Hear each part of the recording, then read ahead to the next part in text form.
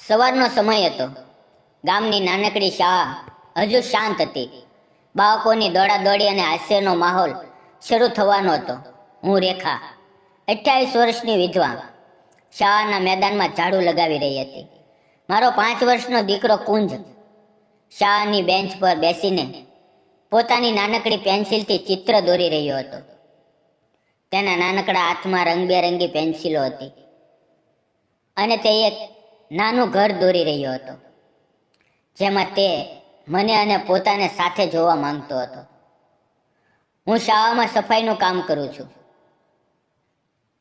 જેનાથી ઘરનું ગુજરાન ચાલે છે અને કુંજની શાળાની ફી ભરાય છે. પણ ગામના લોકોની નજરો અને ટોણા મારા જીવનનો એક ભાગ બની ગયા હતા.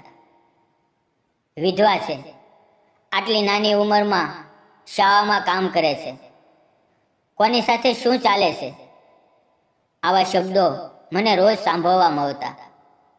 હું ચૂપચાપ સહન કરતી, કારણ કે મારે કુંજનું ભવિષ્ય બનાવવું હતું. અચાનક શાળાના ગેટ પાસે એક યુવાનનો અવાજ આવ્યો. રેખા, આજે શાળા ખૂબ ચમકે છે, આમાં તારી મહેનત દેખાય છે. હું ચોંકી ગઈ. તે અમારી શાળાના શિક્ષક નિલેશ સાહેબ હતા. તેમના ચહેરા ઉપર હંમેશા એક નમ્ર હાસ્ય હોય અને તેની આંખોમાં એક એવી શાંતિ હતી જે મને થોડી શરમ અને થોડી હૂંફ આપતી હતી. મેં ખચકાતા હસીને કહ્યું, આભાર સાહેબ. પણ મનમાં એક શંકા હતી કે તે આટલી નમ્રતાથી વાત કેમ કરે છે. અને પછી મિત્રો, કંઈક એવું બન્યું જેનાથી મારું જીવન બદલાઈ ગયું. તો મિત્રો, મારું નામ રેખા છે. હું 28 વર્ષની છું અને વિધવા છું. મારા પતિનું 4 વર્ષ પહેલા એક અકસ્માતમાં અવસાન થયું હતું. તે દિવસે આખું ગામ શોકમાં ડૂબી ગયું હતું, પણ તે શોક કરતાં મારું દુઃખ વધુ ઊંડું હતું. ત્યારથી હું મારા દીકરા કુંજ સાથે આ નાનકડા ગામમાં એક ઝૂંપડામાં રહું છું. મારા સાસરિયા બીજા ગામમાં રહે છે, પણ તેઓ મારી સાથે બહુ સંપર્ક રાખતા નથી, કારણ કે તે એવું વિચારે છે કે વિધવાને ઘરે રાખવી તે અપશુકન લાવે છે. આવી વાતો સાંભળીને હું ચૂપ રહી ગઈ. ગામના લોકોની નજરો અને ટીકાઓ મારા જીવનનો એક ભાગ બની ગયા છે. વિધવાએ ઘરમાં રહેવું જોઈએ, શાળામાં સફાઈનું કામ કરવું શું જરૂરી છે? આવા શબ્દો મને રોજ સાંભળવામાં આવે છે, પણ હું હાર માનવાની નથી. હું શાળામાં સફાઈનું કામ કરું છું, જેનાથી કુંજની શાળાની ફી અને ઘરનું ગુજરાન ચાલે છે. કુંજની નાનકડી હસી, તેના નાનકડા સપના, જેમાં તે ડૉક્ટર બનવા માંગે છે, મને જીવવાનું બળ આપે છે. આજે સવારે હું શાળામાં સફાઈ કરી રહી હતી જ્યારે નિલેશ સાહેબ આવ્યા. તેઓ શાળાના ગણિતના શિક્ષક છે અને ગામના બાળકોને ખૂબ પ્રેમથી ભણાવે છે. તેમની શિક્ષણ પદ્ધતિ એટલી સરળ અને રસપ્રદ છે કે બાળકો ગણિતને રમતની જેમ શીખે છે. તેમણે કુંજ સાથે વાતો કરી, તેના ચિત્રો જોયા અને તેને એક નાનકડી પેન્સિલ ગિફ્ટ કરી.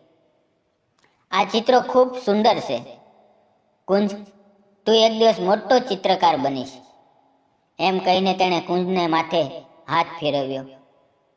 કુંજ ખુશીથી ઝૂમી ઉઠ્યો.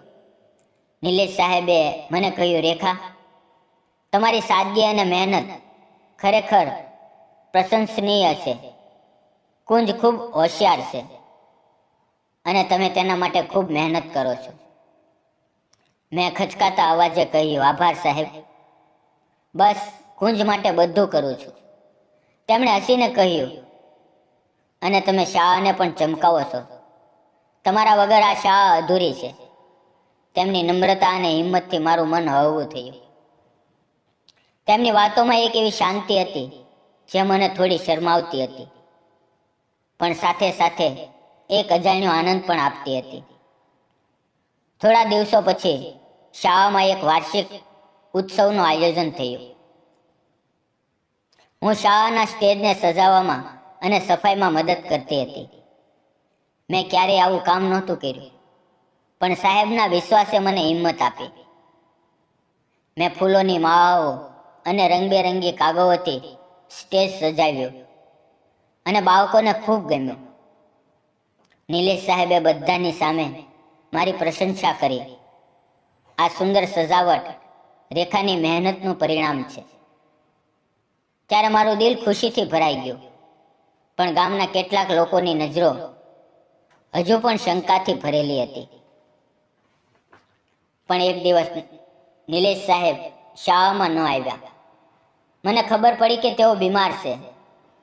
શાળાના આચાર્યએ કહ્યું, નિલેશ સાહેબને ભારે તાવ આવ્યો છે અને તેમનું ઘર ગામની બહારના ભાગમાં છે. તેમની સંભાળ લેવા કોઈ નથી. મારું દિલ બેચેન થઈ ગયું. નિલેશ સાહેબે કુંજને ભણાવ્યો હતો, તેની હિંમત વધારી હતી અને મારી મહેનતની કદર કરી હતી. હું કુંજને શાળામાં શિક્ષકની દેખરેખ હેઠળ મૂકીને નિલેશ સાહેબના ઘરે ગઈ. તેનું ઘર નાનું અને સાદું હતું. દિવાલો પર થોડા પુસ્તકો અને બાળકોના ચિત્રો હતા. તેઓ પથારીમાં પડ્યા હતા, નબળાઈથી ભરેલા. મેં તેમના માટે ખીચડી બનાવી, ગરમ પાણીનો શેક આપ્યો અને દવા લાવવા ગામના દવાખાને લઈ ગઈ. ઘરની સફાઈ કરીને હું થોડી શાંતિ અનુભવી. નિલેશ સાહેબે નબળા અવાજે કહ્યું, રેખા, તું આટલી મહેનત કેમ કરે છે?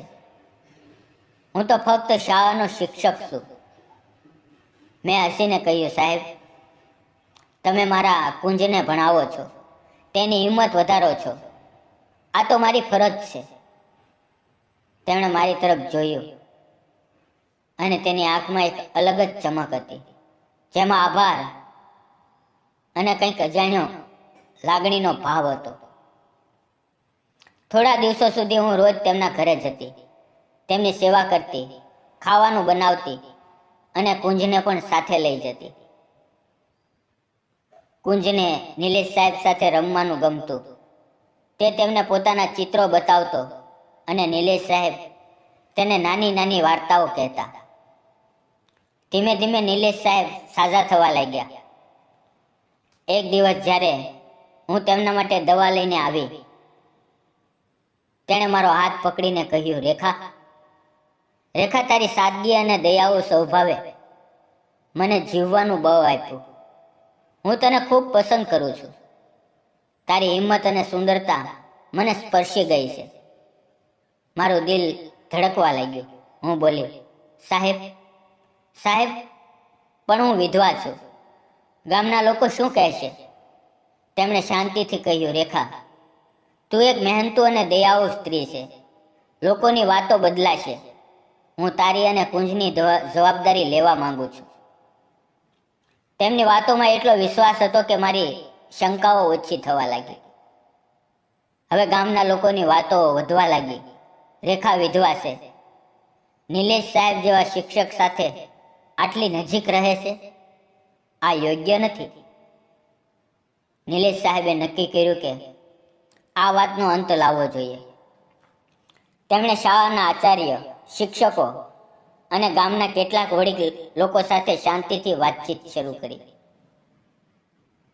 તેમણે શાળાના બાળકોના માતા પિતા સાથે એક નાની બેઠક યોજી, જેમાં તેણે મારી મહેનત અને દયાળુ સ્વભાવની વાત કરી.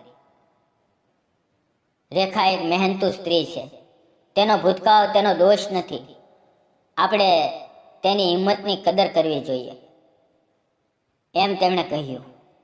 શાળાના શિક્ષકો અને બાળકોના માતા પિતાએ મારો સાથ આપ્યો, કારણ કે તેઓ મારી મહેનત અને કુંજની પ્રગતિ જોઈ ચૂક્યા હતા.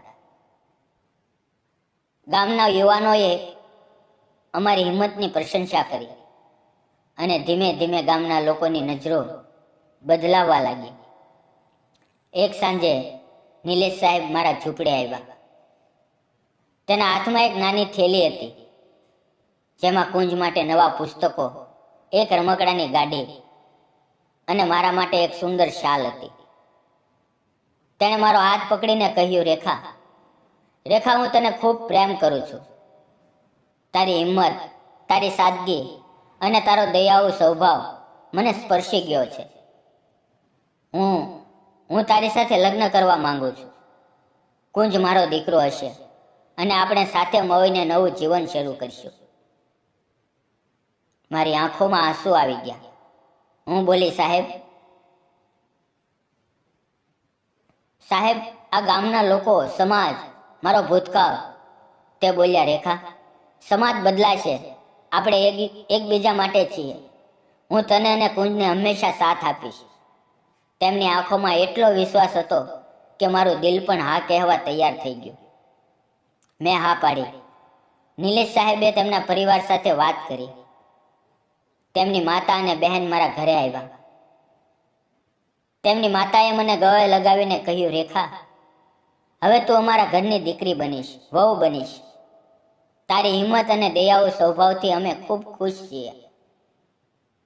તેમની બહેને કુંજને ગળે લગાવીને કહ્યું, આ તો અમારો નાનો ભાઈ છે.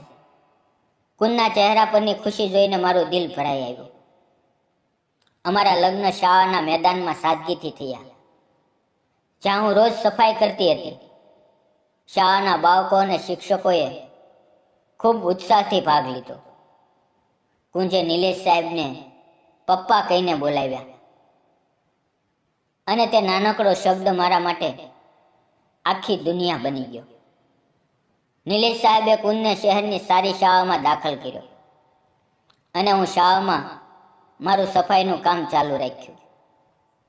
નિલેશ સાહેબે મને કહ્યું, રેખા, જો તું ઈચ્છે તો બીજું કામ કરી શકા છો, પણ તારી આ મહેનત મને ગમે છે. તું આ શાળાનો આત્મા છે.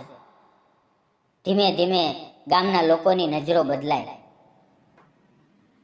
તેણે પણ મને એક મહેનતુ સ્ત્રી તરીકે સ્વીકારી અને અમારો પ્રેમ જોઈને તેઓએ પોતાની પરંપરાઓ પર ફરીથી વિચારવાનું શરૂ કર્યું. ગામની બીજી સ્ત્રીઓ મારી પાસે આવીને પોતાના સપના અને મહેનત વિશે વાતો કરવા લાગી. હું તેમને પ્રોત્સાહન આપતી અને નિલેશ સાહેબે શાળામાં એક નાનું તાલીમ કેન્દ્ર શરૂ કર્યું, જ્યાં ગામની સ્ત્રીઓને હસ્તકલા અને અન્ય કૌશલ્યો શીખવવામાં આવતું. આજે હું, નિલેશ સાહેબ અને કુંજ એક ખુશીભર્યું જીવન જીવીએ છીએ. નિલેશ સાહેબની નમ્રતા અને શિક્ષક તરીકેની સમજણ અમારા જીવનને સુંદર બનાવે છે. હું હજુ પણ શાળામાં સફાઈનું કામ કરું છું, પણ હવે તે માત્ર કામ નથી, એ મારા સન્માનનું પ્રતીક છે. નિલેશ સાહેબ મને હંમેશા સપોર્ટ કરે છે. મિત્રો, તમને શું લાગે છે? નિલેશ સાહેબે મારી સાથે લગ્ન કરીને સમાજના નિયમો તોડ્યા. શું તે સાચું હતું? જો તમે મારી જગ્યાએ હોત તો શું કરત? કોમેન્ટમાં જણાવજો. પ્રેમ એકબીજાને સમજવાથી અને સહારો આપવાથી ખીલે છે. કોઈનો ભૂતકાળ નહીં, પણ તેનું દિલ જુઓ. જો આ વાર્તા ગમી હોય તો લાઈક કરો, શેર કરો અને ચેનલને સબસ્ક્રાઈબ કરો. મિત્રો, વિડીયોમાં આવેલા નામ, પાત્ર અને ઘટના ફક્ત કાલ્પનિક હતા. તેનો કોઈ પણ વ્યક્તિ, જાતિ કે ધર્મ સાથે સંબંધ નથી. આ વાર્તા ફક્ત મનોરંજન અને શૈક્ષણિક હેતુથી બનાવવામાં આવી હતી. તેનો અન્યથા ઉપયોગ ન કરો. ફરી મળશું આવતીકાલે મિત્રો. ત્યાં સુધી તમારું ધ્યાન રાખો અને આવતીકાલની વાર્તા જોવાનું ચૂકશો નહીં. ધન્યવાદ મિત્રો.